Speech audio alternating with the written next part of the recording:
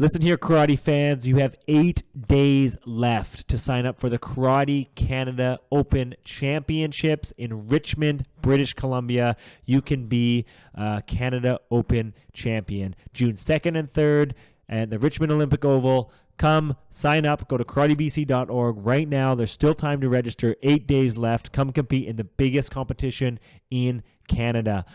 Today we're going to talk a little bit about what's coming on in the karate world. I'm one of the hosts, Kalen Anglos. I'm Richard Mosdell. Take it away. Karate 360, let's start the show. You will kick high and I will sweep low. From local to global, it's a thing that we love. Karate! Sanroku Maru.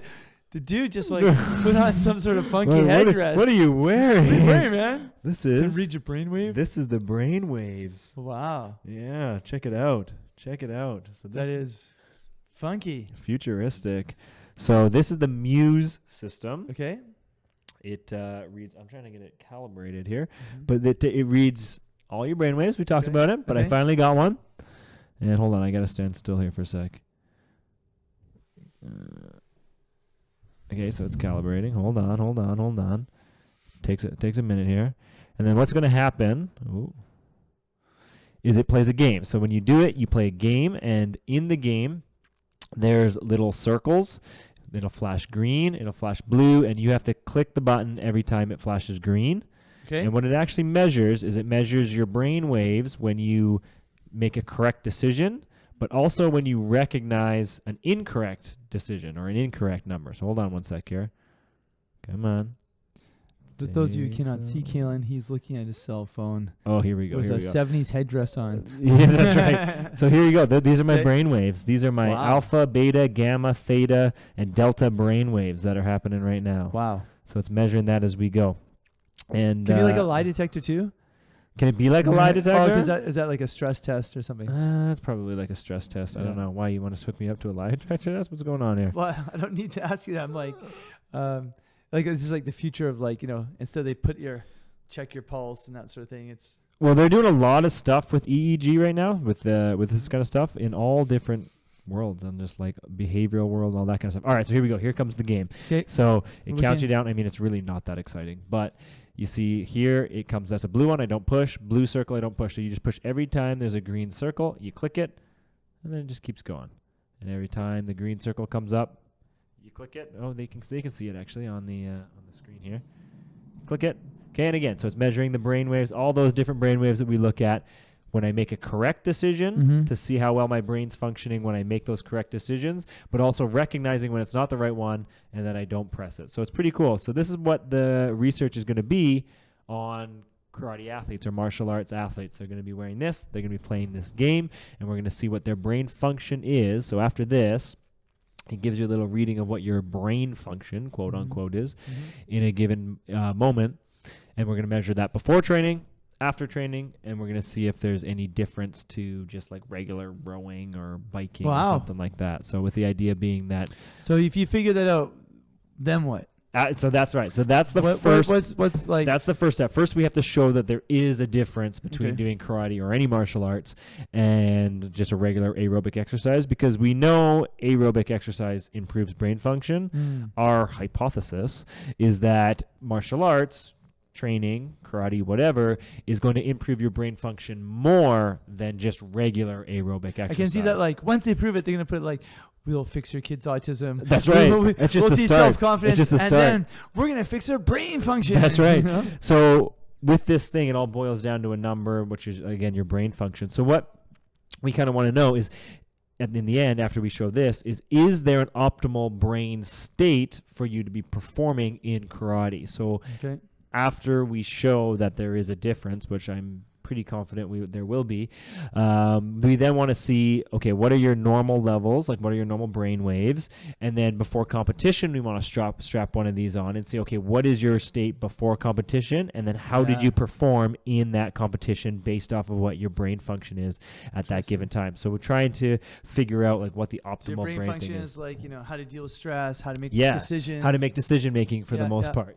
So, and that's really what karate's all about, right? Deciding when to attack, deciding when to move, deciding when to block, whatever.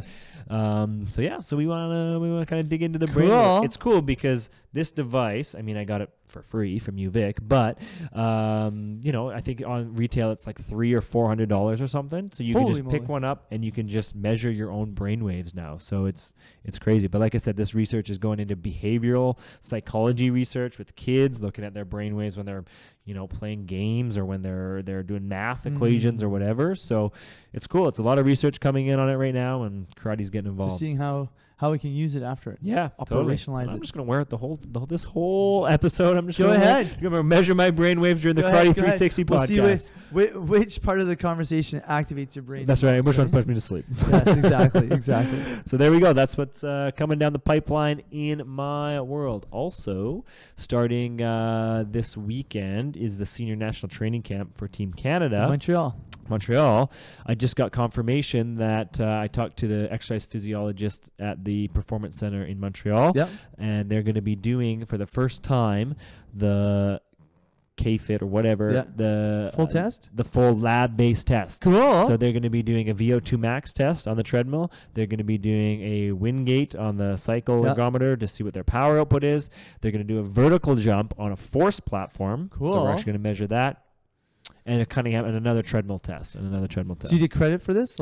Yeah. They're going to send me the data too. I was talking to the lady. She's pretty much asked me what I want out of it. And she said, what do you want us to do? What do you want to do? So I'm going to take all the data. I'm going to put together a report for Karate Canada. Nice. And hopefully get a little funding from it. But we'll see what comes of that. So now you got Karate BC, Karate Canada, Boxing Canada. That's right.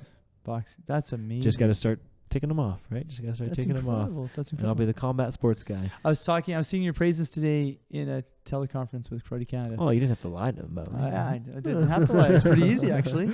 They had a long-term athlete, what do you call it? LTAD, long-term athlete development talk. Yes, It's been like 10 years since the thing came out or something. And there were some nice people on the phone call from around the country and came up to what's going well, what's doing well. After some silence, I was like, well, fitness testing seems to work really well. Yeah. And letting club instructors go to nationals and get them excited about going seems to work really well. Yeah, for sure. Just keep getting out of the club instructors' way and let them do their job. The club instructors love that. Every time, we've done it 2 years in a row, and we've gotten so much positive feedback when they came back saying thank you so much for letting us come and coach our athletes. A lot of times they'll come, but they would just let the coaches, the provincial, they want to be able to be there, but they want to have be the option to be in the chair. 100%, yeah. Yep. So that's huge, and I think that's going to be something that, already the other provinces are taking on, and it's going to be, it's big. There was a rep from Sport Canada there who was leading the discussion. I let him know. I said, from BC, we're letting the club instructors go to nationals, but I said what's really would be great is to let the club instructor go to the international events and coach their athlete. Why not? Just take them all the way through because that's their athlete. That's their athlete, yeah. It's not someone else's athlete, it's theirs. And I'm not saying that I think staff coaches will always be needed. 100%. Yeah, absolutely. That's fine. So again, when you get to the event, there's going to be athletes there that aren't going to have their coach. So of course you need staff coaches. And you need people who are just, that's what they know well. That's what they do, high performance karate, right? But I think you got to get out of the way of the coach, of the club instructor. 100%. Let them do their job. Mm-hmm. Yeah, I agree 100%. Cool. Anyways, that's what's happening in my world. Right on. What's going on with you, Richard Mosdell? Well, you saw that Karate BC released its new logo finally. I'm going to take this. Oh, is that the Karate BC logo? Is that what it was? I thought it was train tracks. Yes, exactly. Well, that's what I thought when I first saw it. Yeah. I did. I saw it. I don't like it, straight up. I just don't like it. I don't think it shows anything to do with karate. I know it's supposed to be a belt. I think it's supposed to be a belt. You saw my video I made? I did. Yeah. That's what I'm kind of referencing here. I know it's supposed to be a belt, but it just doesn't look good. I just don't think it really represents karate. At first, I thought it was and you won't know what this is, I don't think, but a Pokeball. Oh, yeah, I know. Okay, your kids like Pokemon. Yeah. We have this in the house. Yeah, I'm sure you do. So, I'm not crazy about it. What's your thoughts? For those of you listening, watch Richard's new vlog. But on the Karate 360 podcast, what are your thoughts? Well, it looked like a train map when I first saw it. Train map, yeah. Yeah. Being in Tokyo, it looked like, well, there's the Yamanote line that goes around the circle and Chuo line that goes to the center, and then all the that's what I saw first. And I get like, you know, and I get it that a lot of the most famous logos that we know now, when they were presented, people hated them. Yeah. Right. I never liked the previous Karate BC logo. Sure. I just thought it looked like a club And logo. Do you think provincial organizations or state organizations, karate organizations, whatever, need logos? Is that Yes. necessary? You think so? You Absolutely. don't think, because we've now kind of adopted in Karate BC where we're just using the BC flag kind of as our logo. But when we're talking to stakeholders, you know, Karate BC actually talks a lot to many, many stakeholders. Right. Every municipality, provincial government, national government, lots of, like, you need a logo. We don't realize, the average person doesn't realize how much the office is actually dealing with all different levels of government Sure. and coaching associations and funding groups, and, you know, they've got to rent something and they need a logo. Right. Okay. Yeah. So it's big, and this logo is so unique that once you know it's Karate BC, you'll never forget it's Karate BC. Until we change it to something else. Until we change it, you know, 10 years from now. Yeah. Now, I just put my own positive spin on it, being a circle as a community, a black belt. We're all trying to make black belts. Sure. And then the zigzag of blue and gold of the BC colors is that stuff. And this is just your kind of take on it. This isn't what they actually. Oh, no, the designers, the problem with designing anything by committee is that you come up with something that's not very strong. Right. Right? Yeah, yeah. Whereas like the Canada Open logo, it's not the best logo ever, but sure represents. I think it's pretty good. Pretty good. You know, the Yeah. T-shirt company said last year they sold twice the amount of T-shirts that they expected simply on the logo. Yeah. Simply on the logo, you know? Wow. I mean, maybe it says Canada Open as well, but because the logo was nice, people are like, yeah, I want to wear that. That's it. Other news, I stepped down off the Karate BC board. You did. That is news. Okay. All right, we'll talk after, but okay. I still be the high performance committee chair. Sure, as you should be. And which oversees the BC team and there's actually more programs because we oversee now Canada Open. We oversee Right. BC All the events. All the games. events, yeah. Yeah. And there's a tournament committee that oversees development, regular provincials, but Mhm. so BC team, high performance, Canada Open, BC games. I'm still going to do those projects because I can do them now from here. Sure. The heavy lifting I've done over the last 2 years, and that's been a lot of heavy lifting, and I've blown those balloons up really, really strong. You know, teams bigger than ever. Now, I just need a little bit of input every year just to keep it going. That Sure. plan. Sure. But gonna put my energy and step down a year early and put my energy into building this club up even bigger and stronger, because it'll save me 4 or 5 weekends. 4 weekends for sure, and there's always an extra 2 weekends or something. And those are precious. It was precious, Yeah. and so I can put that energy into the club, into my family, into opening location number 2, Awesome. because we're training for it. Yeah, yeah. And then, you know, See what comes. it's hard working on a committee. It's hard Yeah. working on a board. You know, so That's why I don't do it. thanks. And we'll see 10 years from now when I have like 10 hours free in a week, you know, and we'll see. But yeah, I just made that decision and did it yesterday. Great. Well, Yeah, you know, happy for you. in Japan, and I'm sure other people can totally relate to this. Like in Japan, people sign contracts for a year, and yet we would say to people like, "Okay, you sign the contract. This is for a year. We can't replace you halfway through." Yeah. Right? Yeah, yeah. And we'd say, if you have any sense that halfway through this year, you're gonna be like, yeah, I'm kind of done. Like I can kind of feel it.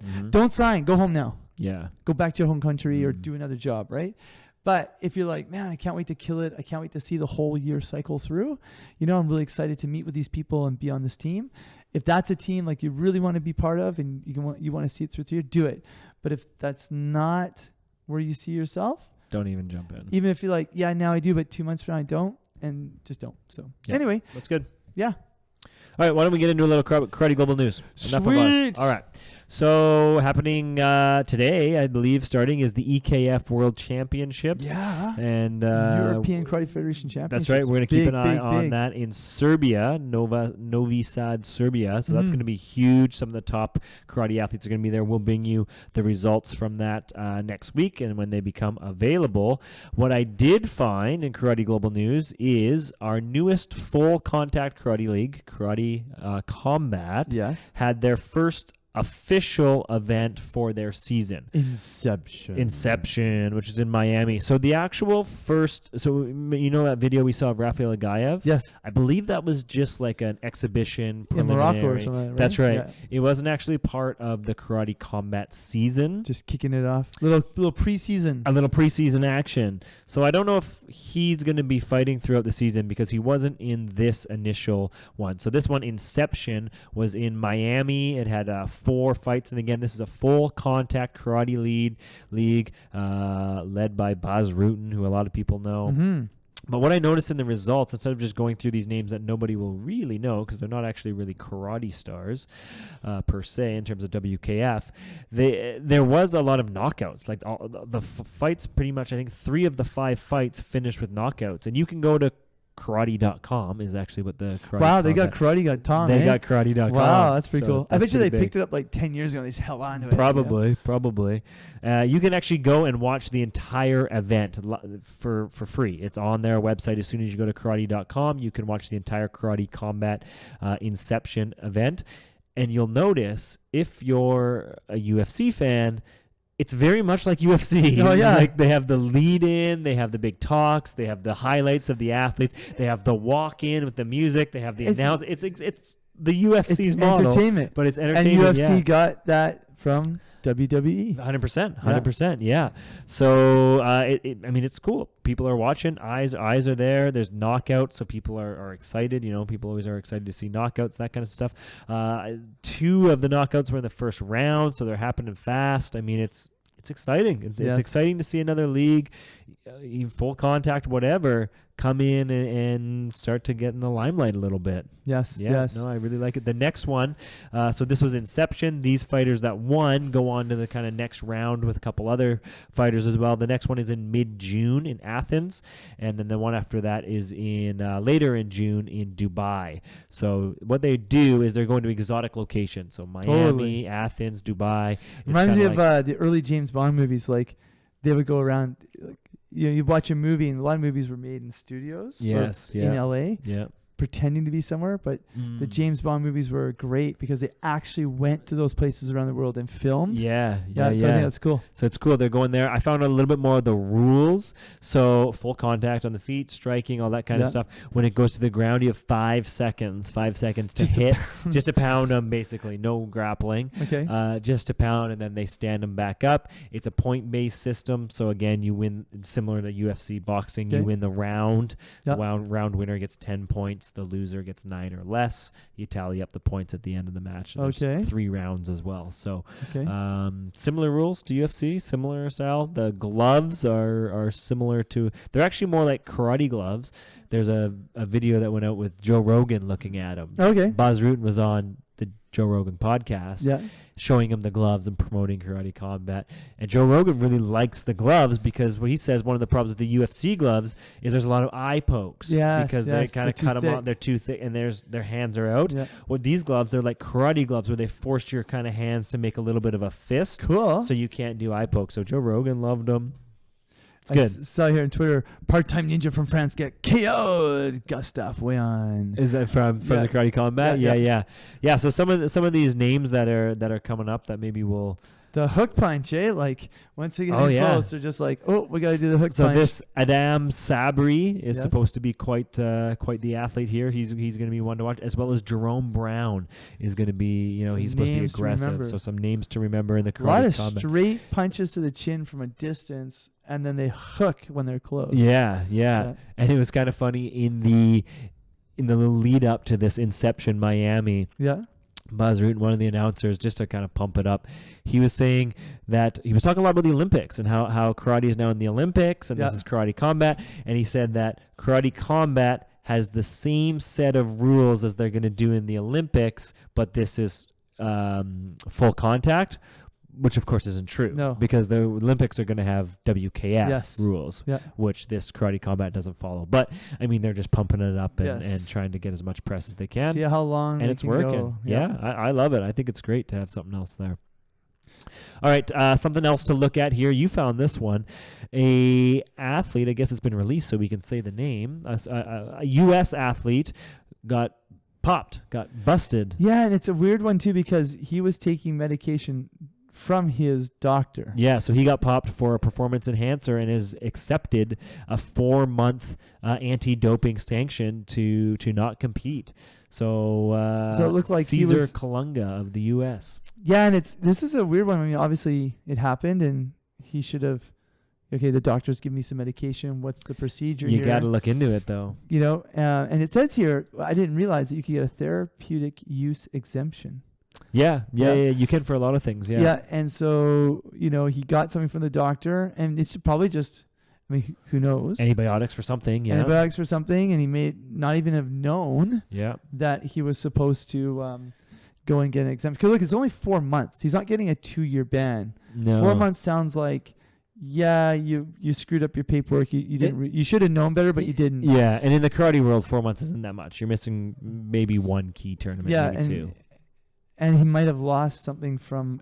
I'm guessing because it happened in the States. This is it. U.S. Karate Senior Team Trials. Okay, yeah, so So- there you go. So he might lose his spot on the team for a year or something. But And not that anybody will know what this is, but he did test positive for ritalinic acid, which is a metabolite of a big word, whatever. Anyways, he tested positive for that and has been suspended for 4 months. So, I mean, it's good that we have this. It's good that we have the anti-doping. Well, I mean, this is the U.S., USADA, which is the same that does the UFC and all that too. there is an online course you can do in Canada about doping. Yes, yeah. And We use WADA, the Yes, World that's Anti-Doping Agency. So it's good that we have to have that in. Obviously, it's for fairness and all that kind of thing. Seeing this kind of thing happen, it's almost encouraging. Actually, I mean, it sucks that this athlete was using this, got busted, is gone for 4 months, but it's encouraging Spotlight. that they're actually looking at Yeah. it and now starting to put some more emphasis in And it. also, it just means that the spotlights. I mean, we're talking about there's a lot more spotlight on karate. 100%. You know, I'm teaching in the schools, and I go, okay, one day, you know, if you really want to make a BC team, national team, and have the option of trying to get points to go to the Olympics, you can do it. They just go, oh, really? Yeah, Yeah. absolutely. Yeah. If you can make it to the national team and go to some international events, and you can sustain that lifestyle and that training, Mhm. you have the option. It's never been there before, and so the spotlight's bigger. So yeah, quite interesting. Yeah, very interesting. Very interesting. All right, Cool. let's move on. Let's get into a little technical tactical. Richard, take it away. Well, hey, we had a really great result from our very first Vancouver Island Karate Championships A in Nanaimo. local tournament here Yeah. in Nanaimo. Yep, 100+ And athletes. It was great to see our athletes have a really good time. All our families, everybody get together and wearing the Kenzan shirts and doing Mm. everything. And what was fascinating was the people who actually got gold were people who put in crazy amount of times here in the club. Yeah, yeah. Right? for It was sure. just a direct correlation to work. work. To putting in the work. Right? Yep. And Showing up for training and putting in the work. Yeah, exactly. And Imagine some people get upset when they lose, or they come up with, like, you know, it's a referee, or, you know, what do they say? Winners train and losers complain. Yeah. Right? Yeah. But the people who put in the work did well, and they're the people who put the most hours into the club. 100%. And so I think the thing for technical tactical, if you want to be better technically at karate, if you want to be better tactically at karate, Train. you got to train, and you got to put yourself in a community that really matters. Yes. You know, and you got to put yourself somewhere where, I think a community too where you're building each other up. Like totally. the ones that medaled and that did well at this Yeah. tournament, they're not only the ones that come in and compete, but they're the ones that are working with other people as well that are going Exactly. to tournaments, and they're the ones that are staying after, training with the other people as well, building that, you know, that kind of competition community or whatever, but Yeah. trying to build each other up. Yeah, and I think it takes, like, you know, a big rec community is what supports the people, the small pool that like to do high performance. Yeah. Like it's like almost 200 kids in the club allow us to have such a big facility. And it's the staff who are here. They come in early, they here all day long, and they stay late, and they keep this place clean, and they answer a million phone calls from parents. Like, people ask us sometimes, like, what do you guys do before 2:00? Man, it's unbelievable what we do before 2:00. 100%. We first go out and find people to create a community for you to come to. as the club gets bigger, we've been creating and nurturing and it takes a lot. You've seen it. It takes a lot. 100%. Yeah. So if you want to get better, it's hours.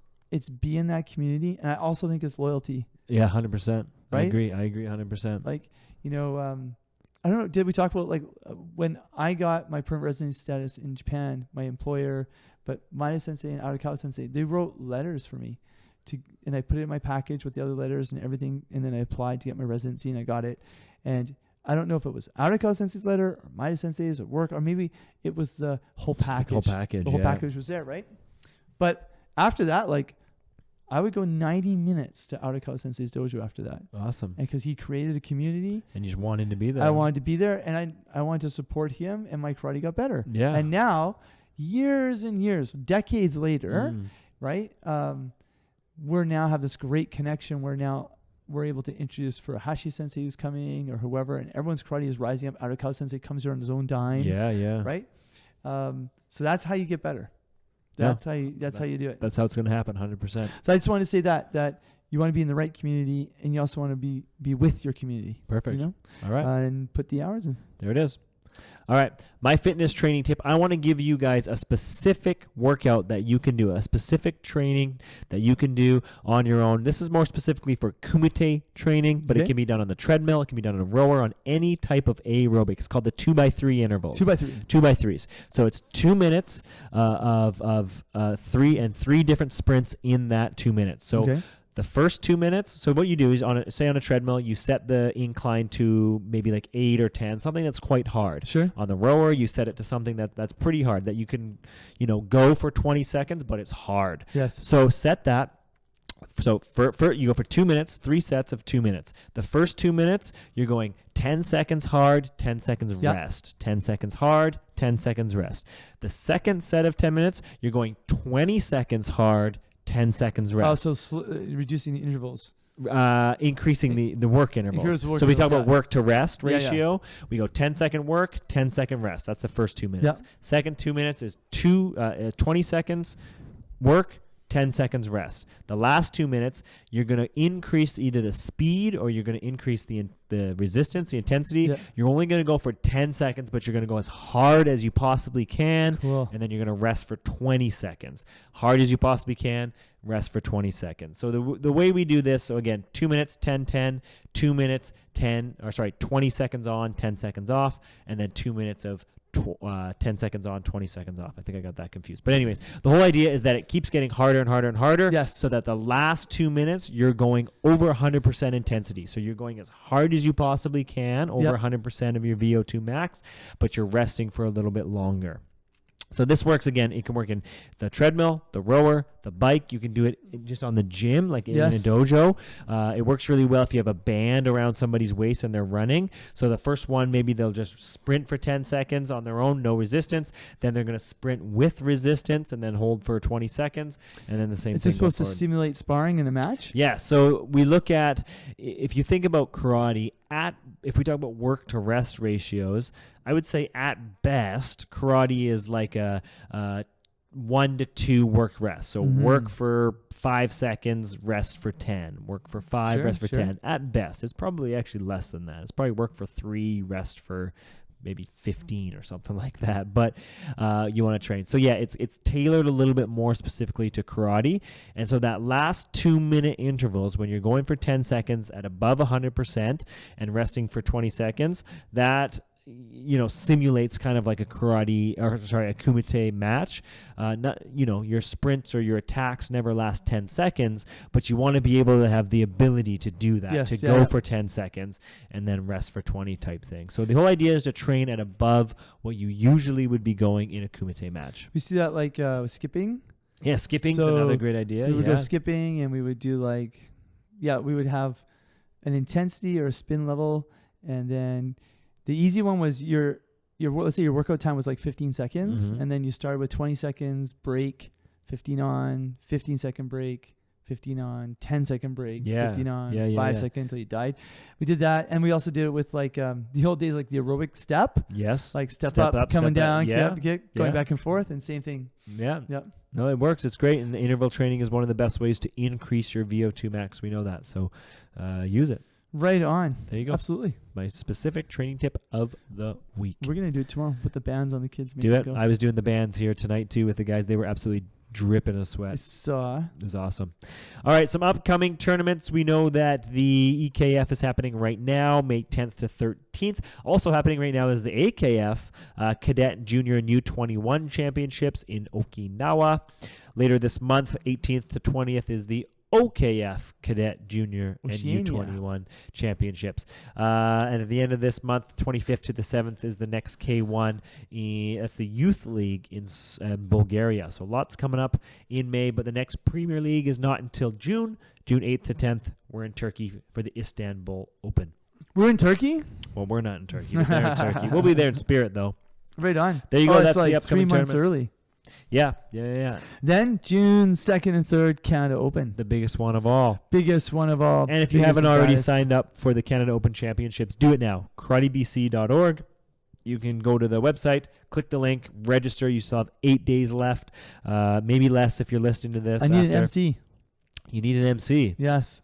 Our MC can't make it, and the other 2 options weren't able to come. Aren't able to come. So we need anybody out there has a radio voice. Has a radio voice or that Yeah. has experience with a microphone, Let me know. doing a podcast. Canada Open at.